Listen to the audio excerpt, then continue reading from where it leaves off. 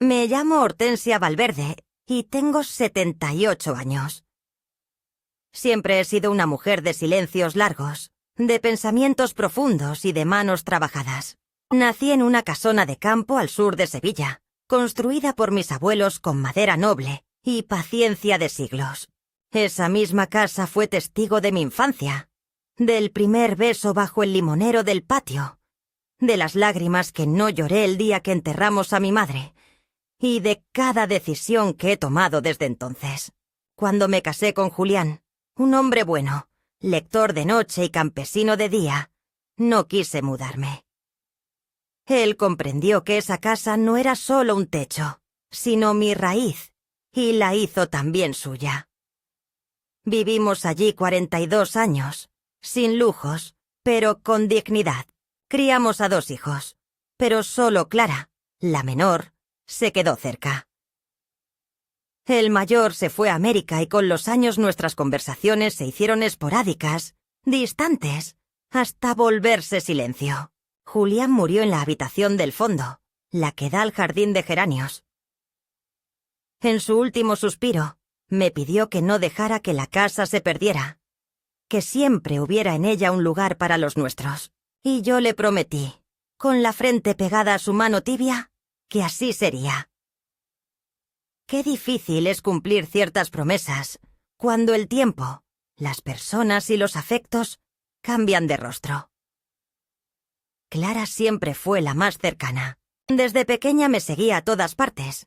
Me ayudaba a ordenar los libros por tamaño y a cortar romero para los guisos. Cuando se casó con Hugo, un hombre de modales firmes y sonrisa contenida, me alegré por ella. Aunque en el fondo algo se revolvía. Había en él una ambición disfrazada de eficiencia, una manera de observar que no era mirada sino evaluación.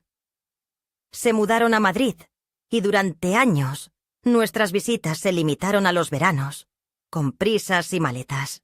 Pero hace 2 años, después de una supuesta mala inversión y la pérdida de su piso, Clara llamó con voz temblorosa. «Mamá, ¿podemos quedarnos un tiempo contigo? Solo hasta que nos estabilicemos». No dudé. La casa era grande, y el eco de la soledad, demasiado frío. Preparé la habitación de los ventanales grandes para ellos y la del ático para mi nieto, Lucas, un chico callado con ojos que siempre parecen mirar más allá. Al principio fue reconfortante tenerlos. Los sonidos de la cocina por la mañana, las risas en el comedor, incluso los portazos adolescentes me devolvían una sensación de hogar vivo. Pero muy pronto la balanza comenzó a inclinarse. Hugo empezó a dar instrucciones sobre la distribución de los muebles. Sugirió renovar el salón y pintar la fachada sin preguntarme. «Es por tu bien, Hortensia», decía con esa voz melosa que no admite réplica. Clara, cada vez más ausente, repetía que él solo quería ayudarme, que estaba haciendo lo que papá hubiese hecho. Papá jamás me habría desplazado al cuarto de servicio bajo el pretexto de que es más práctico para ti no subir escaleras. Pero lo acepté, como he aceptado tantas cosas en mi vida, por no perturbar la armonía, por pensar que todo era temporal, que aún eran familia. Con el paso de los meses, dejaron de pedirme opinión. Las decisiones sobre la casa se tomaban en cenas a las que yo no era invitada. Hugo se encargaba de las cuentas, Clara del supermercado, y yo de quedarme fuera del camino. No levantes la voz que Lucas estudia. No pongas la radio tan alta. No prepares cocido que huele fuerte. La casa dejó de ser mi casa y pasó a ser la suya, con mis retratos arrinconados en una caja y mis libros antiguos en el desván. Aún así, me repetía cada noche: «Es solo una mala racha. Pronto se irán. No seas exagerada». Pero el tiempo pasó, y no solo no se fueron, sino que se arraigaron como raíces que no piden permiso. Lo más doloroso no eran las pequeñas ausencias de respeto, sino la transformación lenta e insidiosa de mi hija. Clara ya no me abrazaba con ternura, sino con una obligación disfrazada de afecto. Me hablaba como si fuera una anciana torpe, como si mi opinión estuviera filtrada por la demencia. No había demencia. Mi memoria sigue intacta. Mi juicio también. Pero se me trataba como a una sombra, una reliquia simpática, pero inconveniente. Comenzaron a llegar cartas a mi nombre, que yo nunca firmé. Documentos con mi firma falsificada, que sospechosamente desaparecían cuando pedía verlos. El teléfono fijo de casa, el que tenía desde que murió Julián, fue desconectado porque nadie lo usa ya, mamá. Solo me quedaba el móvil antiguo que apenas sabía manejar. En más de una ocasión, me llamaron del banco por movimientos extraños en la cuenta.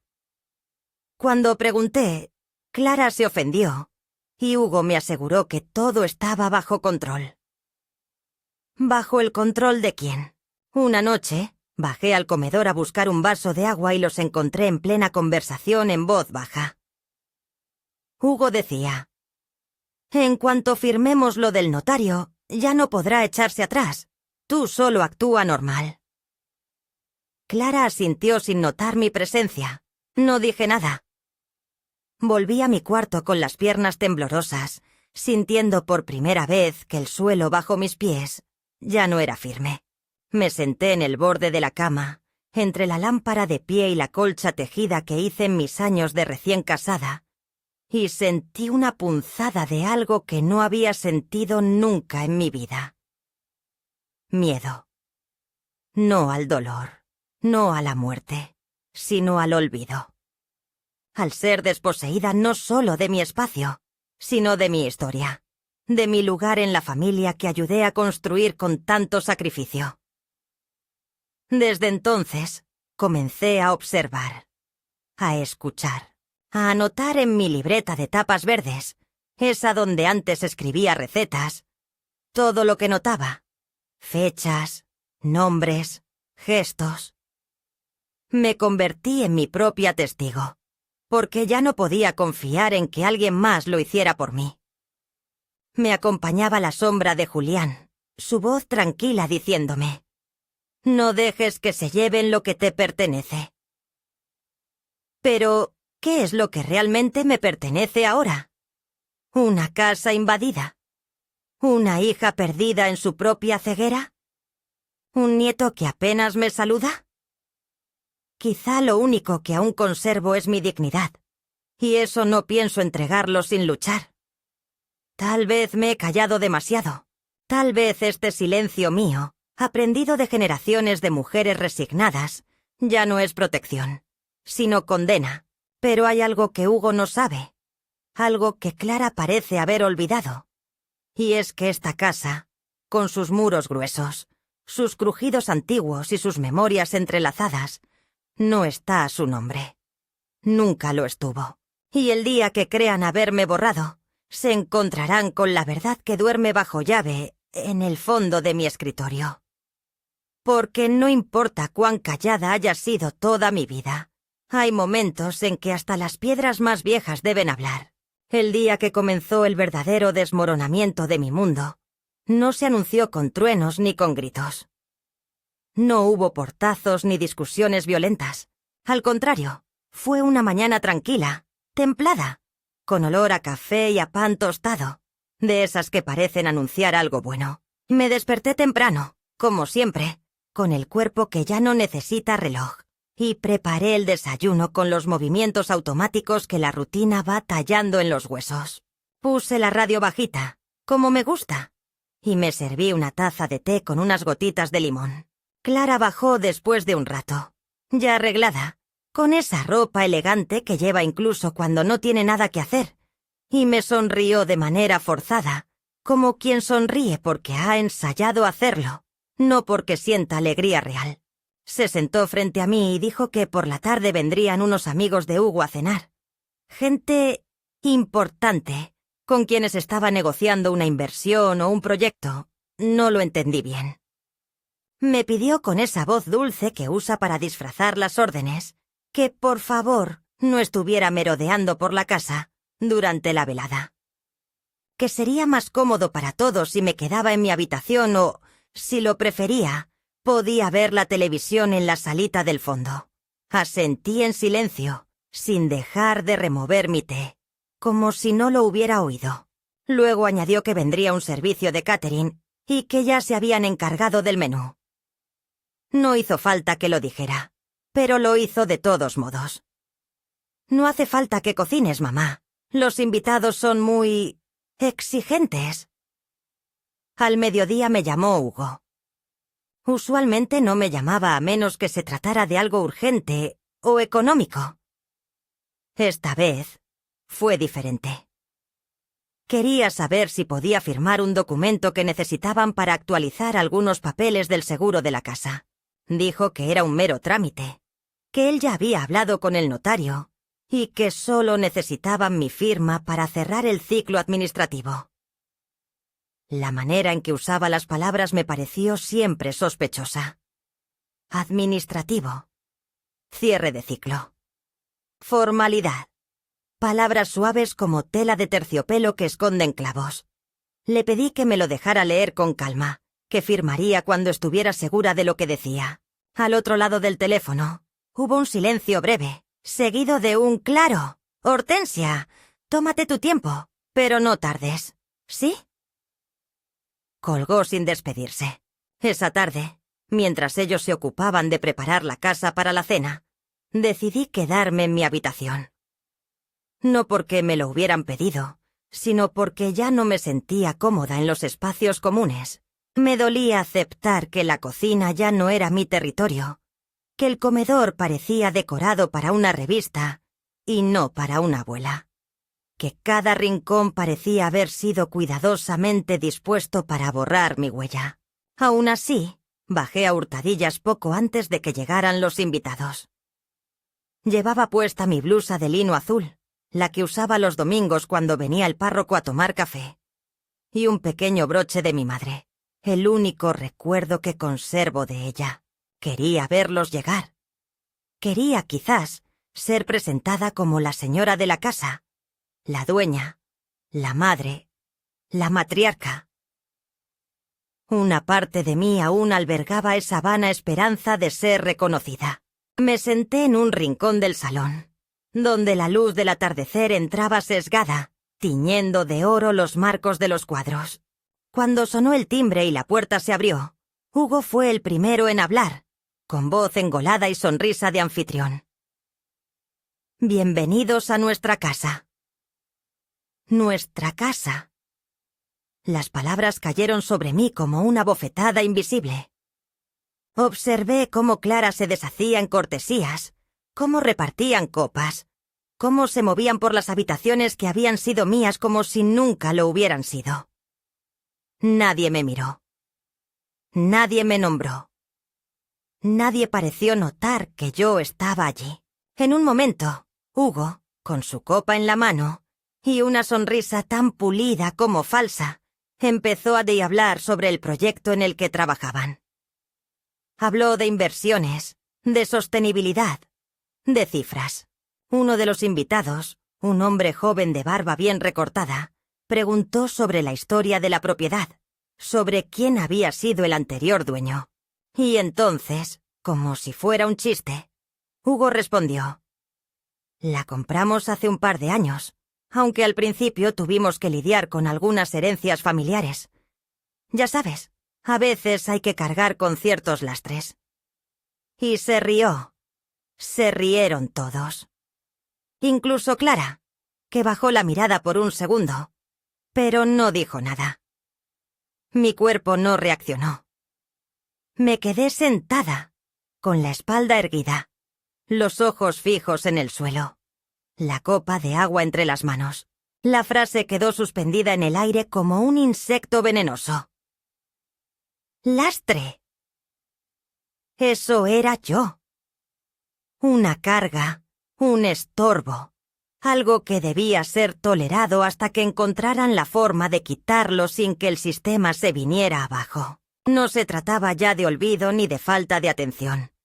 Era desprecio deliberado, reconfigurado en forma de cortesía. Me levanté con calma, sin hacer ruido, y me retiré. Subí las escaleras lentamente, sintiendo el crujido de la madera bajo mis pies como un susurro de advertencia.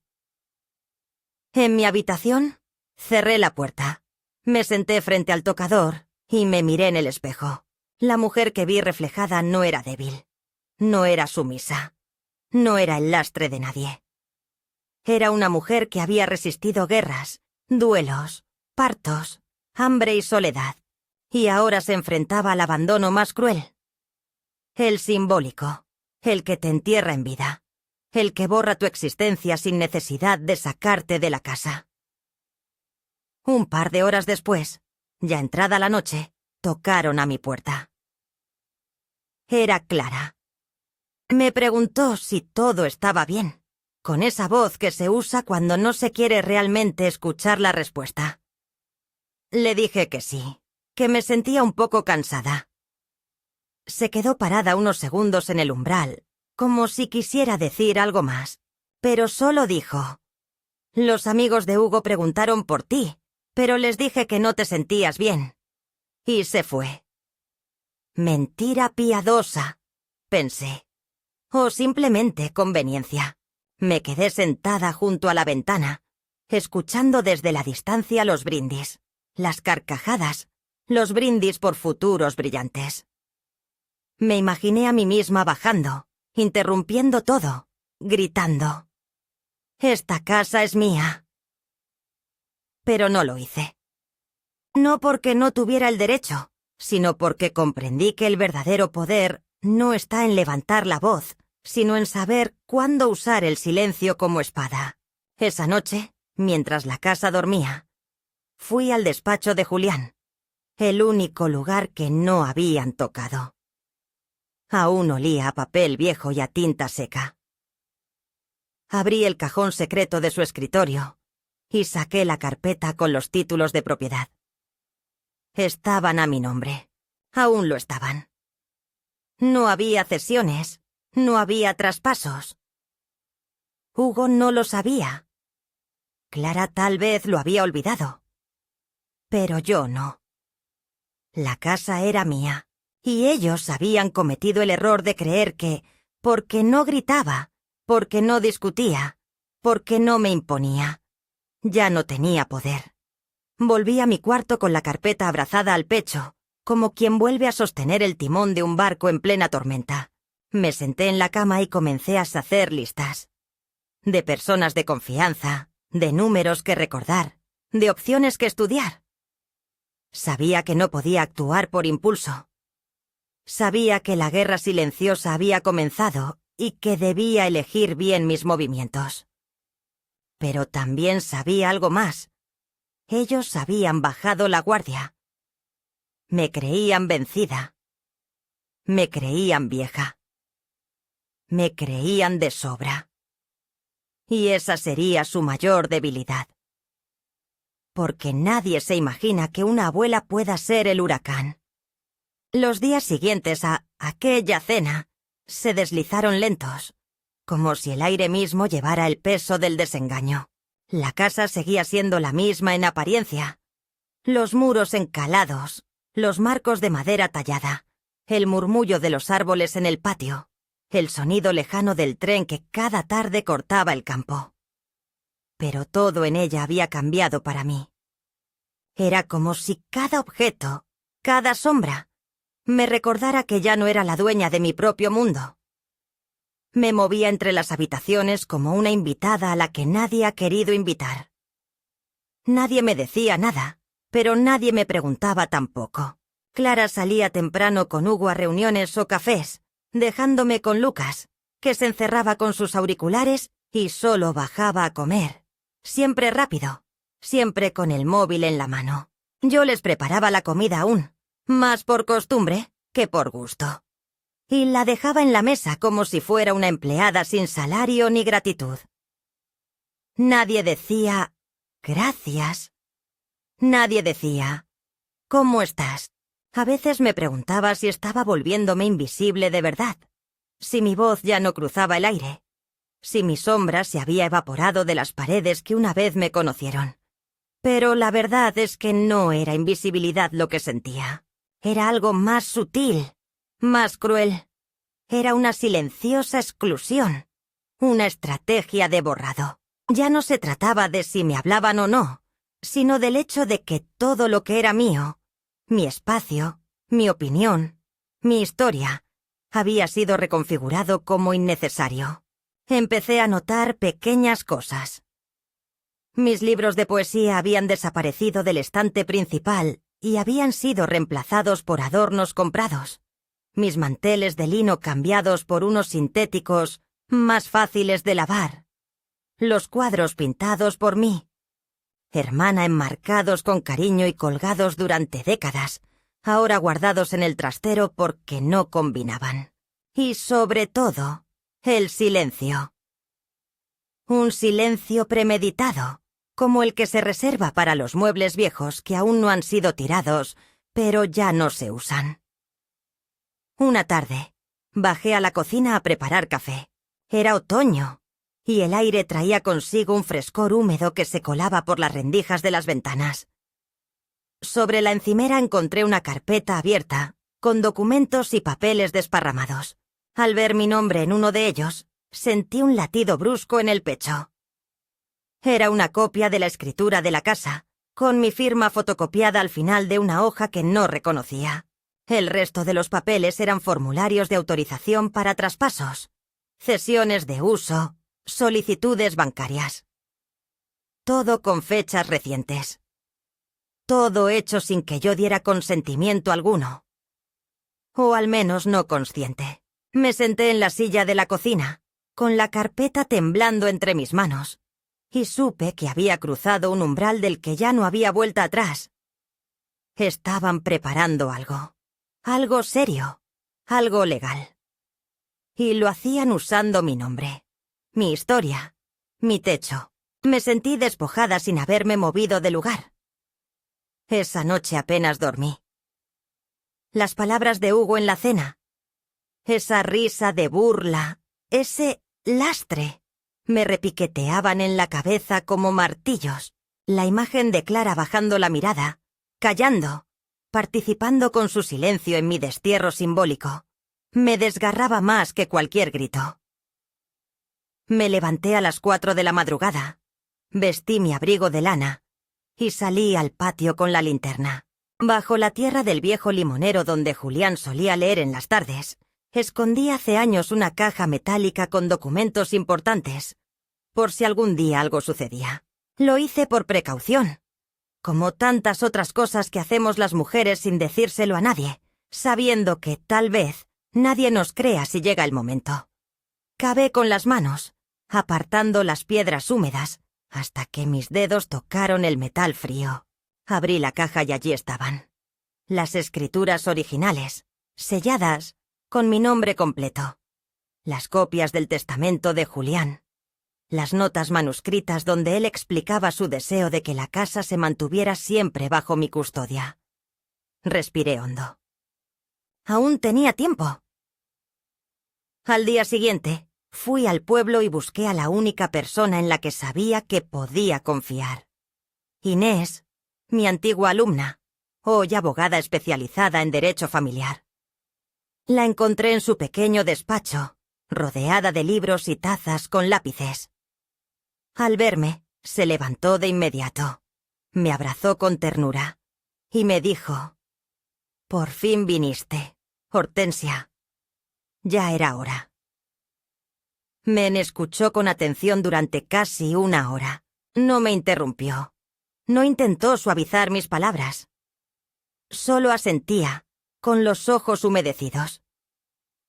Cuando terminé, me tomó de las manos y me dijo: «Vamos a empezar ahora mismo». Durante las semanas siguientes trabajamos en silencio.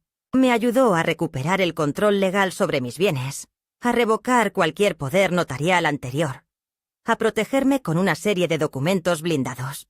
También comenzamos discretamente el proceso para registrar de nuevo la casa, bajo una cláusula de inalienabilidad personal, una figura legal que haría muy difícil su venta o traspaso, sin mi autorización presencial y notariada. Al mismo tiempo, Inés me sugirió que comenzara a preparar un plan alternativo. ¿Dónde viviría si decidía sacarlos de la casa? ¿Qué apoyos tendría? ¿Cómo respondería ante una demanda emocional? Me costaba imaginar mi vida fuera de esos muros. Pero entendía que la verdadera amenaza no era perder la casa, sino quedarme atrapada en ella siendo invisible. Una mañana, mientras revisaba las cuentas en el despacho, descubrí que Hugo había transferido fondos desde una cuenta común hacia una empresa que no reconocía. Llamé al banco y la empleada, que me conocía de toda la vida, me confirmó que los movimientos habían sido autorizados con una firma digital asociada a un correo electrónico que no era el mío. Le pedí que bloqueara cualquier operación adicional hasta nuevo aviso. Fue en ese momento que entendí la magnitud del fraude. No era solo una cuestión de desprecio emocional, era también una operación financiera. Hugo estaba usando mi nombre, mi historia, mis bienes, como si fueran parte de su currículum. La casa no le interesaba como refugio, sino como capital. Esa noche, durante la cena, todo parecía igual en apariencia. Lucas en su mundo, Clara sirviendo la sopa, Hugo hablando por teléfono incluso en la mesa. Pero yo ya no estaba sentada como la abuela callada y sumisa. Estaba observando. Estaba recopilando. Y por dentro, algo se había despertado. Clara me preguntó si necesitaba algo más caliente para el té, y yo respondí: «No, hija, lo que necesito ya lo estoy calentando por dentro».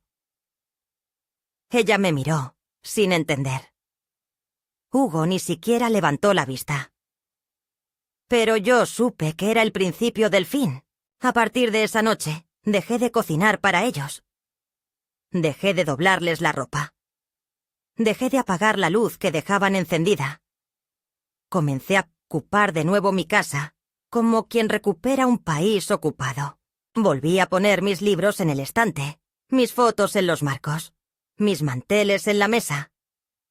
Clara protestó una vez.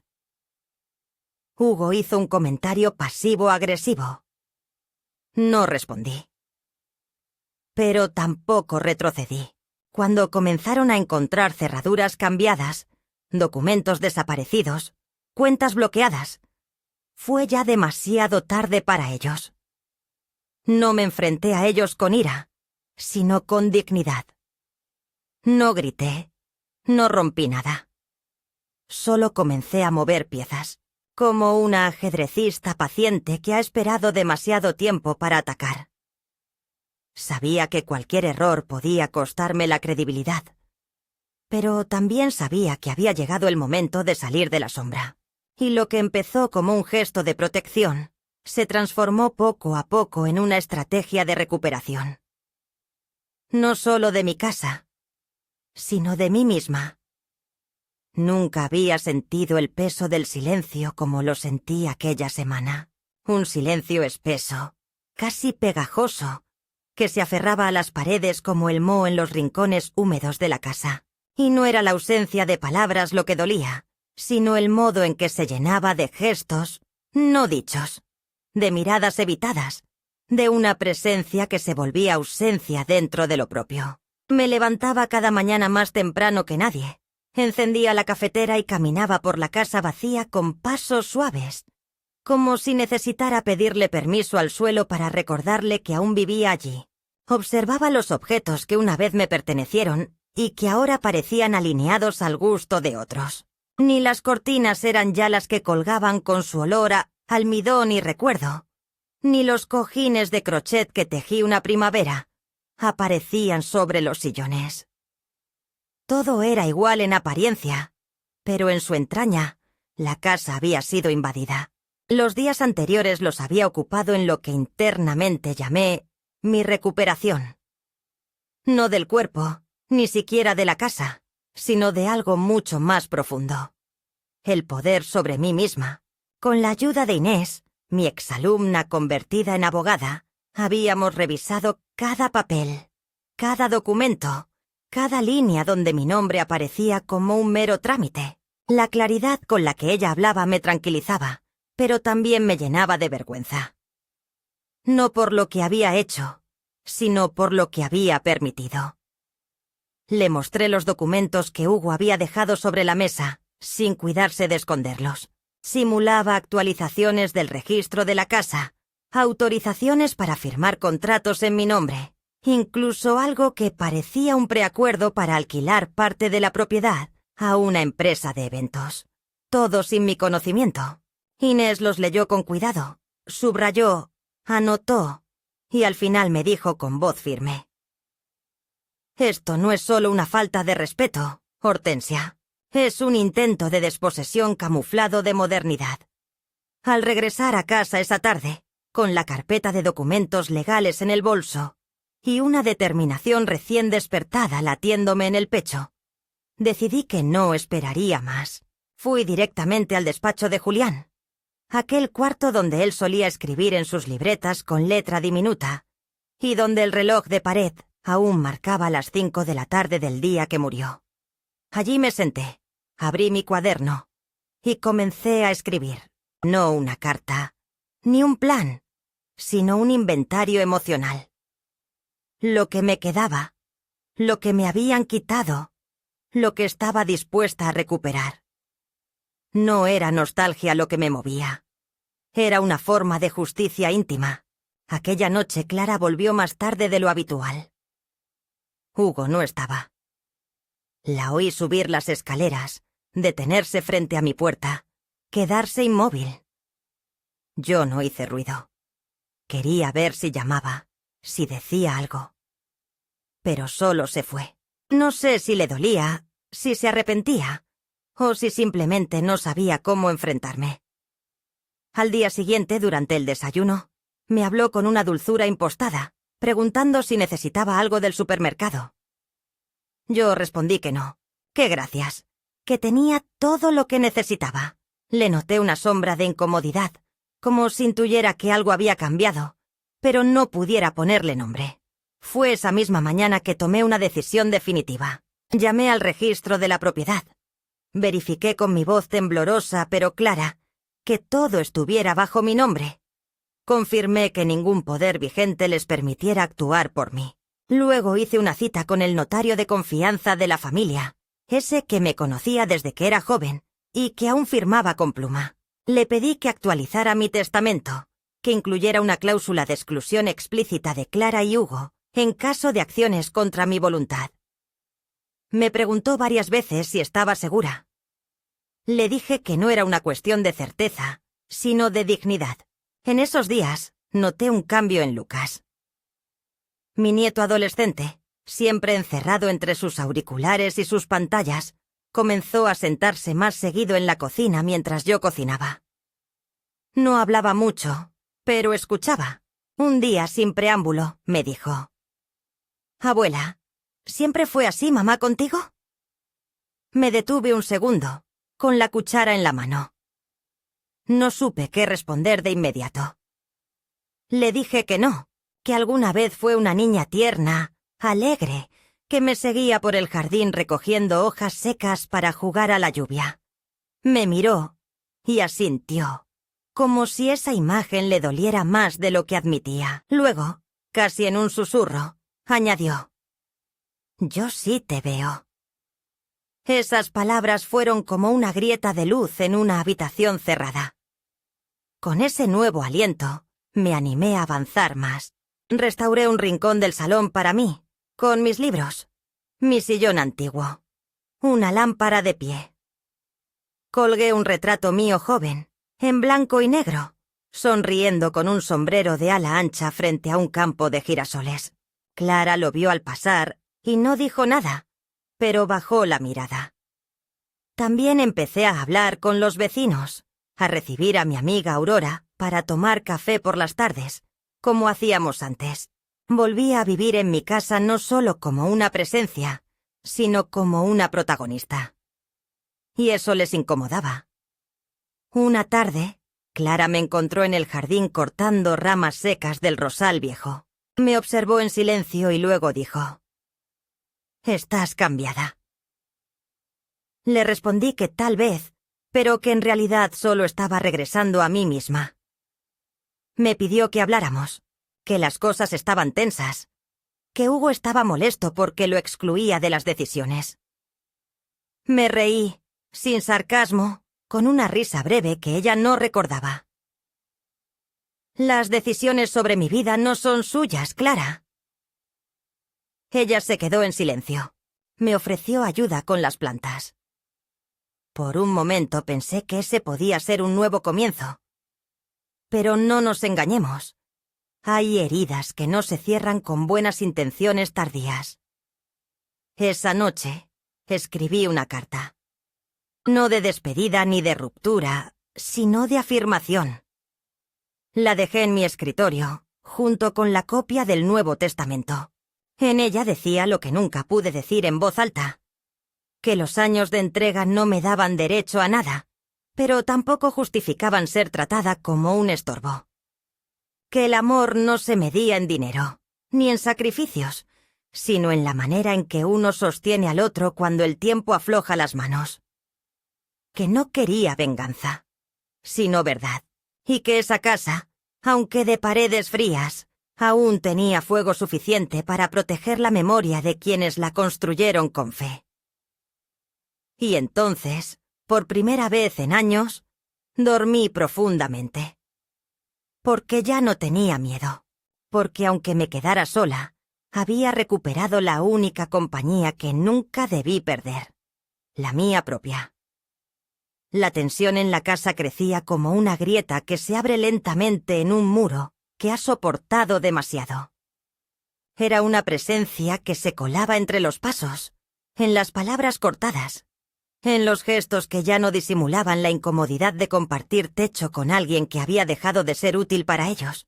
Por más que yo intentara mantener una rutina que me anclara al presente, cada día se sentía como un nuevo intento de expulsión. Como si quisieran desgastarme por agotamiento emocional, por abandono simbólico, hasta que fuera yo misma quien se retirara voluntariamente de la escena. Pero lo que no sabían, o habían olvidado, es que una mujer como yo no se retira, no se entrega al silencio, y mucho menos cede lo que con años de trabajo y vida ha construido. Desde que comencé a actuar con discreción, reforzando mi situación legal con la ayuda de Inés, mi mundo interno cambió. Ya no tenía miedo, pero no por eso el dolor era menor. Despertar cada mañana sabiendo que tu hija te considera un obstáculo, que tu yerno te trata como una carga inútil, que tu casa se ha transformado en un campo hostil donde cada rincón es observado y cada decisión es juzgada. Requiere una entereza que solo se encuentra cuando la vida ya te ha arrancado suficientes cosas como para no tener miedo de perder una más. Me convertí en mi propio refugio, mi propia cómplice, mi propia aliada. Hacía tiempo que no contaba con nadie más. El primer estallido fue sutil, pero certero. Hugo había organizado una cena con unos socios potenciales, hombres jóvenes con relojes caros y demasiada confianza en su propia inteligencia. Querían convertir la casa, mi casa, en un espacio para eventos boutique, según escuché desde el comedor mientras preparaban los folletos en la sala. Cuando entré para dejar una bandeja de té que había preparado por cortesía, porque a pesar de todo, los buenos modales no se abandonan. Uno de ellos me preguntó si yo era la ama de llaves. Hugo no corrigió, simplemente dijo: «Ella vive aquí desde hace años. Es parte del paquete». No dije nada. Ni un gesto.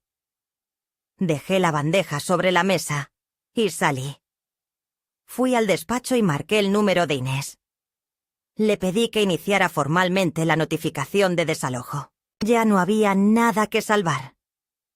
Cuando Clara recibió la carta, vino a mi cuarto con el rostro desencajado. No era una mujer enfadada. Era una mujer herida en su ego. Me mostró el sobre con manos temblorosas y antes de hablar, respiró hondo. «Mamá, ¿qué es esto? ¿Me estás echando?» «Estoy reclamando lo que es mío, Clara. Lo que nunca dejó de serlo. ¿Después de todo lo que hicimos por ti? ¿Hicieron por mí? Ustedes vivieron aquí sin pagar renta. Destruyeron mi espacio. Planearon vender mi casa como si fuera un solar vacío. Y aún tienes el descaro de decir que hicieron algo por mí. Clara lloró. Lloró como no la había visto llorar desde niña. Pero sus lágrimas no me conmovieron. Porque no eran lágrimas de arrepentimiento. Eran lágrimas de pérdida, de derrota. No me abrazó. No pidió perdón. Solo dijo: «Te vas a quedar sola, mamá. Cuando ya no puedas más, no habrá nadie que cuide de ti».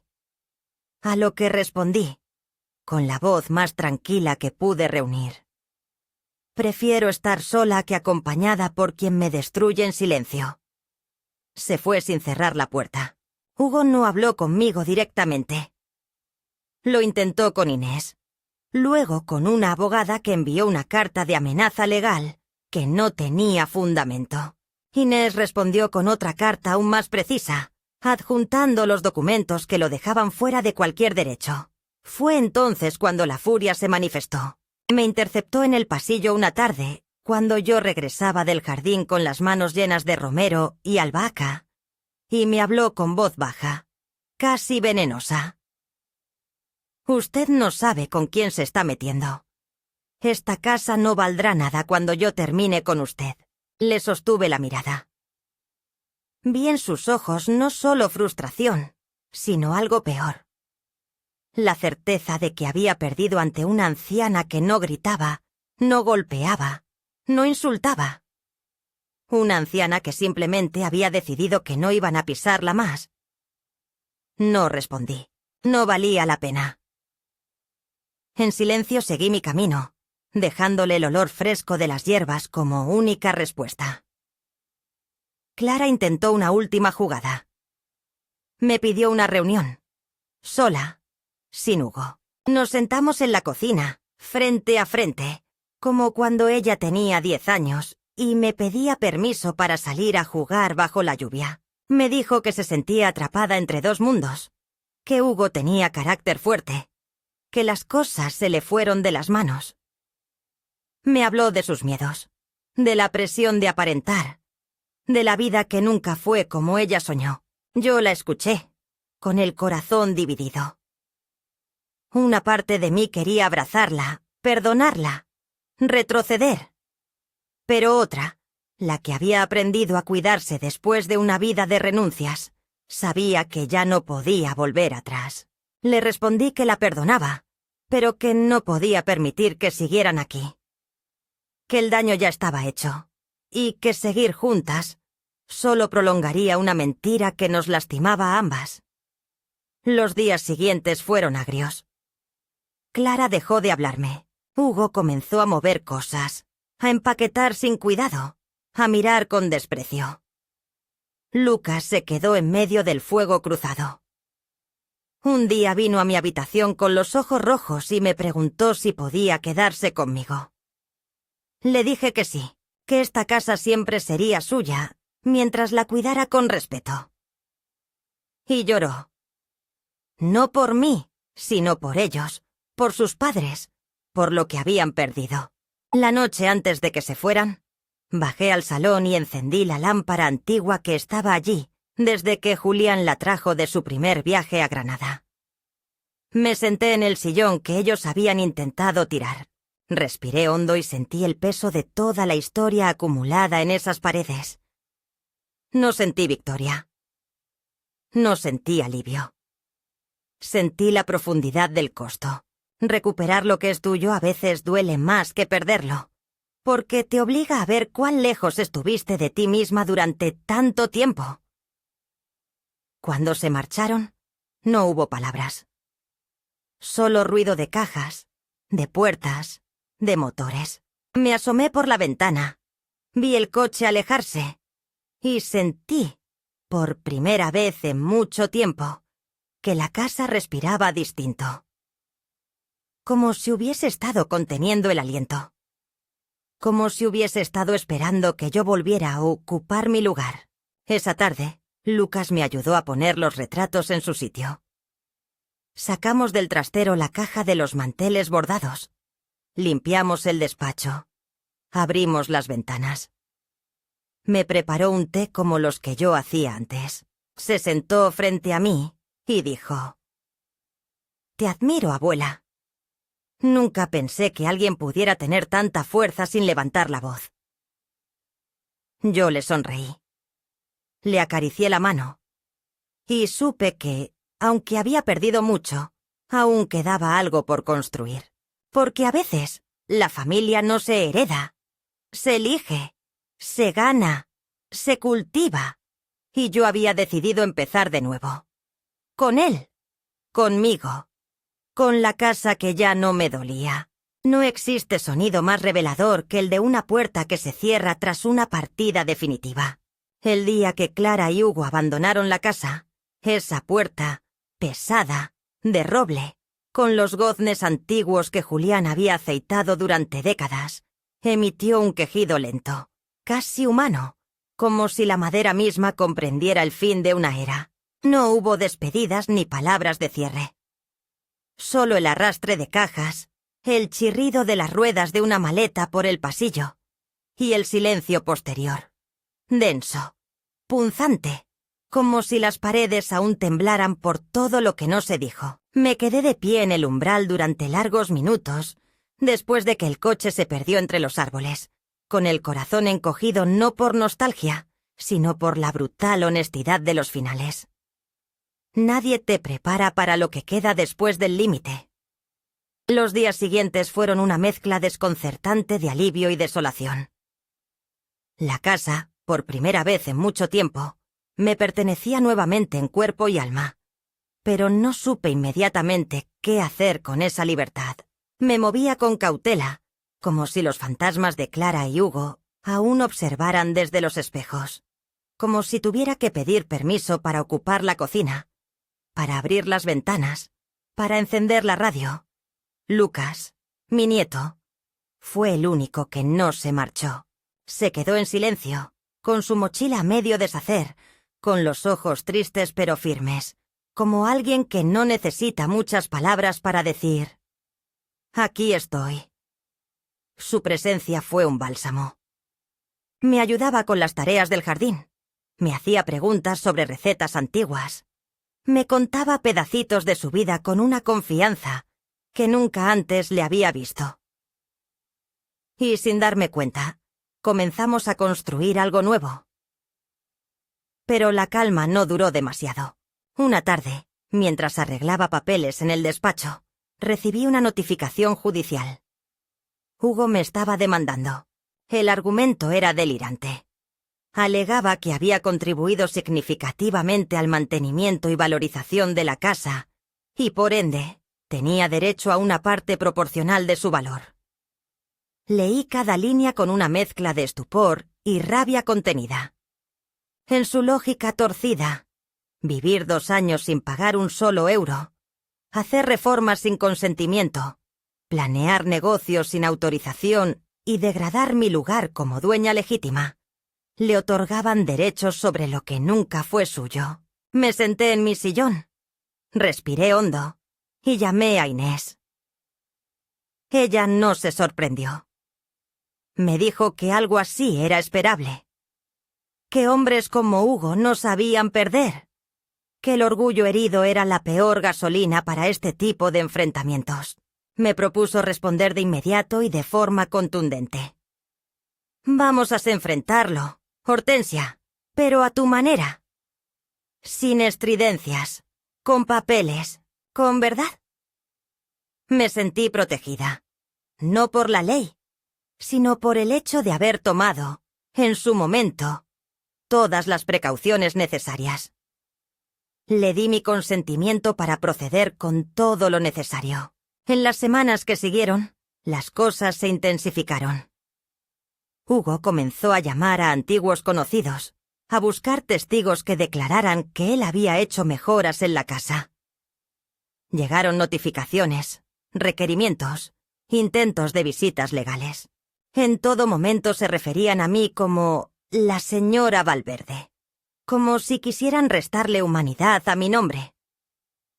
Lucas me miraba con angustia cada vez que recibía uno de esos sobres, pero yo le decía que estuviera tranquilo. Que todo lo que se construye con mentira se cae con papeles verdaderos.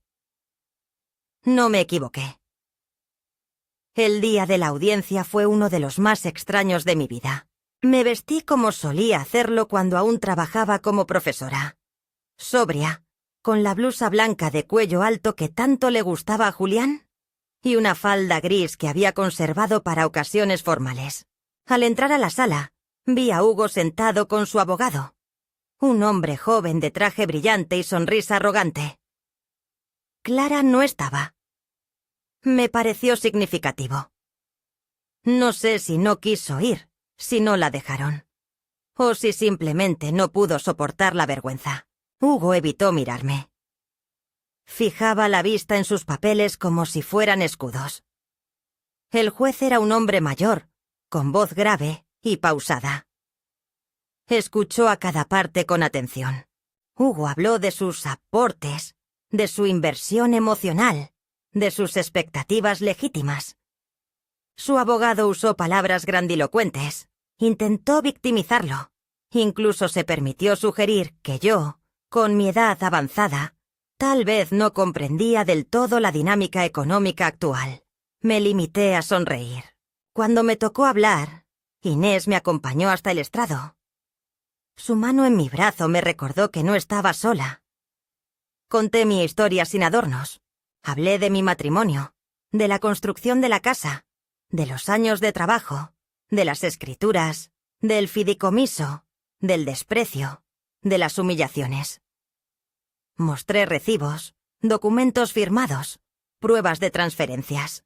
Expliqué cómo había sido desplazada en mi propio hogar, cómo había sido tratada como un mueble viejo al que se tolera, pero del que se quiere prescindir. El juez me escuchó sin interrumpirme. Cuando terminé, guardó silencio unos segundos antes de decir que tenía todo claro. Su resolución fue breve, precisa, contundente. Hugo no tenía ningún derecho. La propiedad era exclusivamente mía. Cualquier intento de usufructo debía ser desestimado. La demanda fue rechazada con costos. Hugo quedó en silencio. Su abogado intentó decir algo, pero fue silenciado por un gesto del juez. Cuando salí de la sala, sentí que no caminaba, sino que flotaba. Lucas me esperaba fuera con un termo de café. Me abrazó sin decir palabra. Yo tampoco hablé. No hacía falta. En ese momento comprendí algo esencial. No se trataba de ganar una batalla, sino de no dejar que me arrancaran de mí misma. Había recuperado más que una casa. Había vuelto a ser quien fui antes de que me hicieran dudar de mi valor. Esa noche, ya en casa, encendí todas las luces. Hice un guiso de lentejas con chorizo, como los que preparaba cuando Clara era pequeña. Lucas puso música suave, y nos sentamos en el comedor grande, ese que había estado clausurado durante tanto tiempo por miedo a que algo se rompiera. Reímos, comimos, brindamos con vino barato pero sincero, y en medio de esa cena sencilla, comprendí que ese era mi verdadero triunfo. Estar viva, entera, luminosa, en el lugar que construí con amor y defendí con coraje. El juicio había terminado, pero la historia apenas estaba comenzando de nuevo. Esta vez, escrita por mí. Desde aquella noche en que brindamos con Lucas en la mesa del comedor, he aprendido que la paz no es un regalo ni un destino, sino un esfuerzo diario. Una elección que se repite con cada amanecer. La casa, con su aroma a café recién hecho y a madera envejecida, ha vuelto a hablarme, a acogerme como lo hacía en los años en que Julián y yo aún recorríamos sus habitaciones tomados de la mano. Hay mañanas en que el silencio se parece al consuelo y no a la soledad. Y eso ya es una victoria. Lucas sigue conmigo, al menos por ahora. Ha encontrado en este lugar una pausa antes de seguir descubriéndose a sí mismo. Y yo he hallado en su compañía una ternura tranquila que no me obliga a explicar ni a justificar lo que siento. A veces, por las tardes, le leo en voz alta algunos de los poemas que guardo en mi biblioteca personal, esa que Hugo quiso reemplazar con un mueble minimalista. Lucas me escucha con los ojos entrecerrados, como si quisiera memorizar cada sílaba. Me pregunta por el pasado, por su abuelo, por los años difíciles. Y yo respondo con la franqueza que los nietos merecen, cuando ya han sido testigos de lo que los adultos suelen ocultar. La carta del juzgado donde se desestima definitivamente la apelación de Hugo llegó hace unos días. La guardé en una carpeta azul que rotulé con una sola palabra: dignidad. No siento alegría por su derrota, ni tristeza por su caída. Siento un cierre. Una puerta bien cerrada que ya no necesito abrir. De Clara no he sabido más. No ha llamado, no ha escrito. A veces me descubro esperando que lo haga, que pregunte cómo estoy, que se arrepienta, pero esa esperanza es cada vez más tenue, como una vela al final del pasillo que no se apaga, pero tampoco ilumina. No la odio. No puedo. En su ceguera, en su debilidad, hubo también una parte de mí. Tal vez fui demasiado blanda. Tal vez esperé demasiado. Tal vez no le enseñé a distinguir el amor del sacrificio. Pero también sé que no soy la única responsable de lo que hizo. Y hay una edad en la que dejar de culparse es el acto más revolucionario que una mujer puede hacer. He comenzado a escribir mis memorias. No porque crea que alguien quiera publicarlas, sino porque necesito ordenar las historias, ponerles nombre, dejarlas reposar. Quiero que cuando ya no esté, si algún día alguien abre estas hojas, encuentre no solo una serie de fechas y anécdotas, sino el retrato de una mujer que no se dejó borrar, que existió plenamente, que fue madre, esposa, trabajadora, pero también pensante, herida, contradictoria y finalmente libre. He desempolvado fotos, cartas, postales. He reconstruido pedazos que creía perdidos. Incluso he vuelto a caminar por las habitaciones sin encender las luces, guiándome por el tacto de los marcos de las puertas, como cuando era niña, y jugaba a memorizar los pasos de la casa. Los vecinos han vuelto a pasar por aquí. Aurora viene cada jueves con su pan de anís y sus historias que siempre terminan en carcajadas. Hemos recuperado esa tradición simple de compartir la tarde bajo el porche, viendo cómo el sol acaricia los tejados. A veces también viene la hija de la señora Emilia, con su bebé en brazos, y me pide que le cuente cuentos. Yo se los invento, los improviso con la misma emoción con la que alguna vez inventé historias para Clara. Me mira con ojos grandes y limpios, y pienso que aún queda esperanza en las generaciones nuevas. Que tal vez lo que no pude enseñar a mi hija pueda transmitirlo a una niña que aún no haya aprendido a desconfiar. La casa también ha cambiado. No es la misma que cuando ellos se fueron. Ha recuperado su alma. He vuelto a colgar las campanas de viento en el limonero. He sembrado jazmines junto al pozo. He pintado de azul las contraventanas del cuarto del fondo. Lucas pintó su habitación con sus propias manos. Eligió un verde musgo que al principio me pareció triste, pero que de noche adquiere una profundidad serena. Me ha dicho que quiere quedarse un tiempo más, ayudarme a digitalizar mis libros, construir una pequeña biblioteca comunitaria. Y yo le creo. Porque lo dice sin la ansiedad de los jóvenes que quieren huir de todo. Lo dice con el tono de alguien que ha entendido que cuidar también es un acto de rebeldía. Algunas noches, cuando el viento golpea fuerte contra las ventanas, me despierto y camino por la casa. A veces me detengo frente al retrato de Julián, que sigue colgado en el pasillo, con su gesto tranquilo y su mirada de padre, que todo lo observa. Le hablo en voz baja. Le cuento lo que ha pasado, lo que logré, lo que dolió. Sé que no me oye, pero necesito decírselo. Que no rompí la promesa. Que protegí el refugio.